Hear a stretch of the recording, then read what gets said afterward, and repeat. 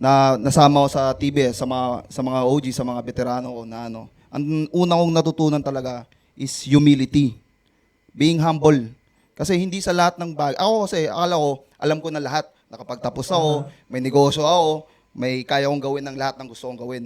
Pero nung napasok ako sa TBS, na humble down ako eh. Kasi nung nakausap ko sila Kuya Topolit, si OJ Owids, si OG Chase na ano na marami pa pala akong kailangan matutunan. Na hindi lang porket successful na ako sa buhay ko, akala ko, ano na ako, na-reach ko na yung ceiling ko. Hindi. Nung pagsali ko sa TBS, na-unlock pa yung mga pintuan na magbibigay pa sa akin ng palawakin lalo yung isipan ko, yung diskarte ko, yung gulang ko, mga ganun. Kumbaga, mas unlock yung mga skills pa sa'yo. Oo, From nakakala ko yourself. na max level na yun, na yun na yun. Oo, akala ko, Meron pa eh. oo. Pero hindi eh. Pero nung pagsali ko ng TBS, In-elevate eh. natutunan ko na marami pang bagay na hindi ko pa talaga siya naranasan ng mga kuya, mga nauna.